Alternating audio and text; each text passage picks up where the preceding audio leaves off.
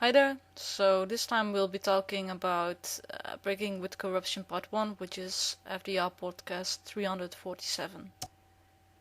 It's about breaking with corrupt people, notably your family, your parents. So let's see what he has to say about that.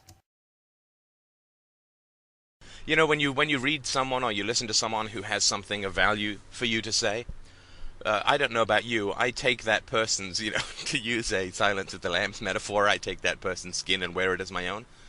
And when I really get into something, I get totally into it. And then, after I sort of inhabit the other person's skin, then I find out the differences between that person and reality, and I kind of make it my own. You don't get the way in which I'm talking to your true self, right? So I don't want to talk to your true self in such a way that I set off your false self alarms, right? Because then, and it's happened at times, and I'm not perfect at it, but but a central purpose of all of this is to try and talk to your false self with enough levity to turn off your, to talk to your true self with enough levity to turn off your false self defenses. So Steph gives the advice to wear his skin as your own, to just try out what he's saying. And he's trying to reach your true self by avoiding your false self-defenses, according to him. I actually have much more respect to people who do what I do. I know that sounds kind of funny, but bear with me for just a second.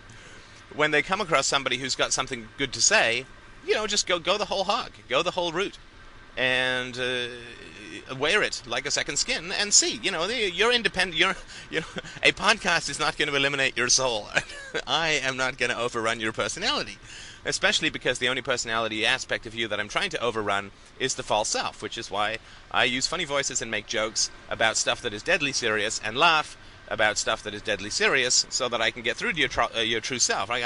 I'm sneaking past. I'm an Arabian thief. I'm the prince of thieves in Baghdad in the Shahrazad time. So I'm trying to slither past all of the guards that you have up, and the best way to do that is to be entertaining at the same time as smuggling the truth into the prisoner who actually rules the palace.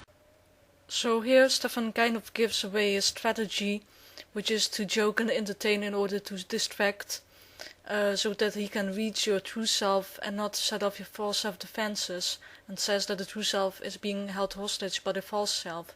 He also assures that you're independent and that the podcast is not going to overrun your personality. So to me this is a little bit weird, because on the one hand you're independent, you have your own personality, but at the same time he needs these special strategies to reach this so-called true self. I'm not sure what it is, so I wonder if there's a bit of a contradiction in there. Anyway, I wanted to talk about something that's been going on the boards and in my emails for the last week or two, which is people who are getting close to the cliff edge of breaking with corrupt families. Amen, power to you, brothers, hallelujah, God be praised. It is a fantastic thing to be doing. And there's a lot of fear. First of all, congratulations and most honor from on high to you for having the courage to talk openly about your fear. That is what is known as helping to isolate the false self event. So the reason that I congratulate you on feeling fear is that the desire of your true self is to leave a corrupt situation, because your true self is killed every day that you're in that corrupt situation. It is murdered, it is buried, it is raised, it is murdered, it is buried. It is the phoenix of your true nature and of reality. So when you start to feel the fear, it's because you're getting close to the cliff edge, and that means that you're beginning to differentiate within your own psychology between your true self and your false self. Your true self wants desperately to break free, and your false self is desperately afraid of it. Your true self feels no fear about breaking free. Let me just clarify that for you.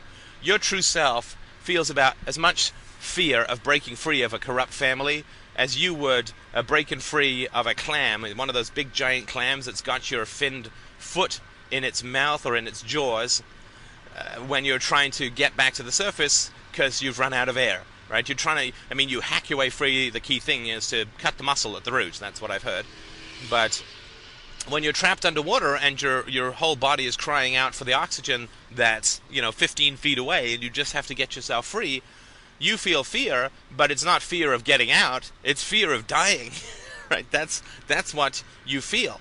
you don't feel like, well, yes, but once I get to the surface, what then? You're like, God, no, just get me to the surface and all will be well, and I'll never worry about a damn thing again in my life. But it really doesn't matter. You know, when you're in a burning prison cell, do you wonder what the weather is like as you try and claw your way out through the window? I don't think so. I don't care if it's hailing frogs. I'm out of here. So that's just a helpful thing to help you sort of understand. The fear is just the fear of the false self. Please note again his violent imagery about your true self being murdered, buried, raised, murdered, buried, raised. And he also says that your fear of leaving corrupt people is not fear of getting out, it's fear of dying.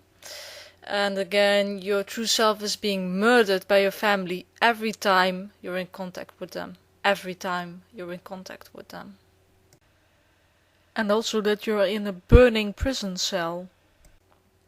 Stefan somehow presumes to know what's going on for you deep down inside, that you're desperate to break away from your family that's murdering you every time you're in contact with them.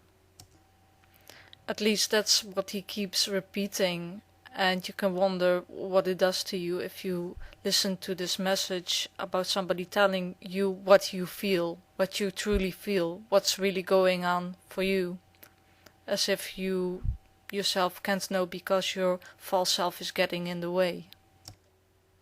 At least that's the kind of psychological model Steph proposed at the beginning of the podcast. And so I'm absolutely, no kidding, committed to reducing the amount of violence in the world, and the best way to do that is to have sympathy for those who experience violence, i.e. most people in the modern world who have had parents who weren't born of a test tube and raised by space aliens. So according to Steph, most people in the world have endured violence at the hands of their parents, making most parents bad. What are we to do when we're in this situation of trying to escape from this evil? If you're in that situation where you're feeling a huge amount of terror, as I've mentioned before, what you do, you go sit down and talk with your family. And the more you feel afraid of that, and if that fear is not driving you to not see them, then the more you need to do that. And I hate to sort of say it because I don't want people to have to act on fear, but if you're absolutely terrified of talking to your family but you also can't get free of them, then you need to go and talk to them. Right? There's just no other option. There's just no other way to do it. Right? If you can hang around in this null zone of fear and inaction, of paralysis and terror, but that's not what I want for you, and that's also not going to serve my particular goal, and I hope yours too, to reducing the amount of violence in the world. I mean, that's not going to help. It's not going to do it, right? You're sitting around in this terror and self-humiliation of knowing you need to do something but not doing it. So in order to reduce the amount of violence in the world, you need to face the terror of your parents and go talk to them. What happens if you don't do that? Then your life is going to be living hell, and your relationships are all going to be whacked. Right now, you're in the worst place. Right, you're neither you're neither a fish in the sea, nor a man in the air. You're sort of this pathetic lungfish gasping away on the beach, unable to breathe, unable to swim. So you kind of need to go one way or the other, and I'll tell you, you can't go back in the water. Right, you've evolved. You can't go back in the water, so you might as well push on. And, lean on the board. Talk to us on the board. We call in on the shows. Let us know how it's going. I mean, we're here for you, right? I mean, you're not alone in this. I mean, I know this isn't exactly a cozy tribe, but we are all going through or have gone through or will go through the same sort of stuff. So, stay in contact with people. Let us know how it's going. Keep us posted, so to speak. But go talk to your family and tell them, I feel this. I feel that I don't get a lot of respect. I feel that my ideas are not treasured. I feel that I'm not loved. I feel, that there's these problems that I have. And problems that started with my childhood when this happened and when that happened. Right? Honestly, talk to people about your issues. Talk to people about your issues. Be honest and open with your family about what you've experienced. And see how they react. And you will know in about 30 seconds whether there's any hope for the relationship. You'll probably know in about 3 seconds, right? Just based on the look in their eyes. And maybe theoretically it's possible that this is going to be a big liberating thing and everything's going to be wonderful and that's going to be great. But I think that the law of statistics is going to hold pretty heavy here, plus the iron law of psychology that doing wrong to children truly kills the soul beyond recovery. So here's a bit that I found confusing. What is the law of statistics? What does Steph mean by that? And also by the iron law of psychology that doing wrong to children truly kills a soul beyond recovery. What does that mean? Does Stefan believe in a soul? What does it mean to kill a soul beyond recovery? How much have you killed it by then? Yeah, I find that vague, to say the least. So, summing up, according to Steph, most parents have killed their own souls beyond recovery by using violence against their children. And despite this, the children still have to go and talk to the parents and tell the parents about how they feel about their parents, and in about 3 seconds, he says, by the look in their eyes, they will know if the relationship has any hope to continue or not. I suggest you think for yourself if there's any value to this advice that he gives, the way he paints parents, the way he thinks that you can immediately, after years of having a relationship with your parents, come to the conclusion whether you want a relationship or not. I think it sets up expectations to make hasty judgments, but that's, just my own opinion. So that was it. I hope to see you in the next 2 parts of this series.